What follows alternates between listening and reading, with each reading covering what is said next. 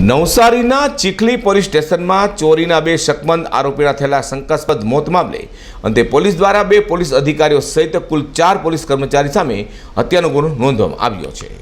નવસારીના ચીખલી પોલીસ સ્ટેશનમાં બાઇક ચોરીના ગુનામાં શકમંદ આરોપી તરીકે ડાંગ જિલ્લાના વઘઈ તાલુકાના રહેવાસી રવિ જાદવ અને સુનિલ પવાર નામના યુવકોને બાઇક ચોરીના શંકાસ્પદ આરોપી તરીકે પોલીસ તારીખ 19મીએ પૂછપરછ માટે ચીખલી પોલીસ સ્ટેશનમાં લઈ આવી હતી। પોલીસે બંને શકમંદ આરોપીઓને પોલીસ સ્ટેશનના કોમ્પ્યુટર રૂમમાં રાખ્યા હતા।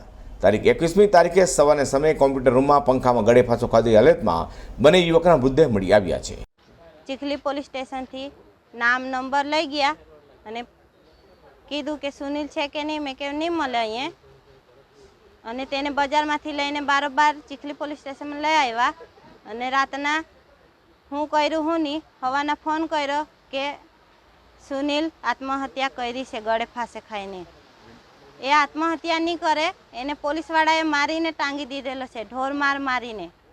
નાઇટમાં કે મરી જાય કે તે હટોકટો નાનપણથી એ મજૂરી કામ કરીને મોટો થયો, મમ્મીની પપ્પાની।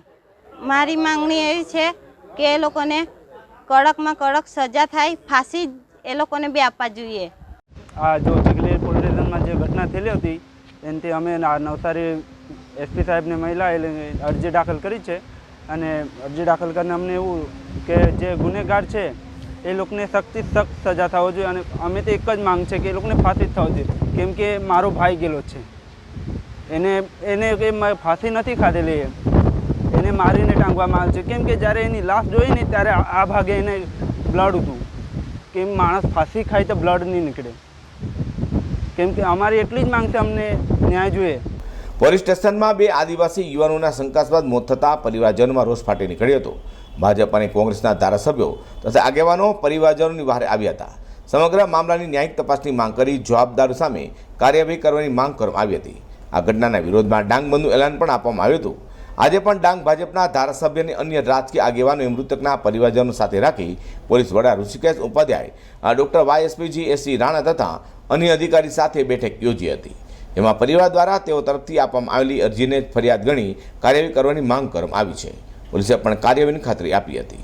ડાંગના જે બંને મૃતકો હતા સુનિલ અને રવિ, એના પરિવારજનો બંને આવેલા હતા અને એ લોકોએ આ અકસ્માત મોત અનુસંધાનમાં ફરિયાદ નોંધવા માટેની લેખિત રજૂઆત કરેલી છે અને એમની જે રજૂઆત છે એને જ એફઆઈઆર ગણવા માટે એમની એક માંગણી હતી, જે અનુસંધાનમાં ચીખલી પોલીસ સ્ટેશન ખાતે ગુનો નોંધી અને આગળની કાયદેસરની કાર્યવાહી હાથ ધરવામાં આવેલી છે।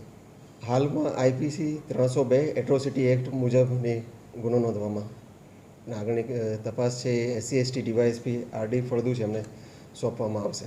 જે અગાઉ આપને ખ્યાલ છે એમાં નામજોગ એ લોકોના જે છે અરજીમાં એમાં 4 અધિકારીઓ વિરુદ્ધમાં એ પ્રમાણેની છે।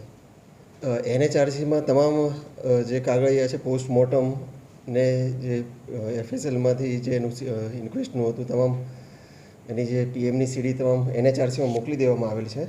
એમાંથી હજી સુધી ત્યાં NHRCમાંથી કોઈ રિપોર્ટ અમને મળેલ નથી। તેમજ જે આ બનાવ અનુસંધાનનો અકસ્માત મોત છે એની તપાસ એના પોલીસ અધિક્ષક SG રાણા છે એઓ કરી રહ્યા છે અને આ જે ગુનો નોંધાયો છે એની જે અલગથી તપાસ છે SC/ST એક્ટ અંતર્ગત આ નોંધાયેલ છે એ RD ફળદુ એ કરી રહ્યા છે। હાલ 4 પોલીસ કર્મચારી PI Ajitsinh Vada, PSI MB Konkani, head constable Shaktisinh Zala અને પોલીસ કોન્સ્ટેબલ રામજી યાદવની સામે હત્યા અને એટ્રોસિટી એક્ટની કલમ હેઠળ ગુનો નોંધી વધુ કાર્યવાહી હાથ ધરવામાં આવી છે। ઉત્તમ પટેલ, G24 ન્યૂઝ, નવસારી।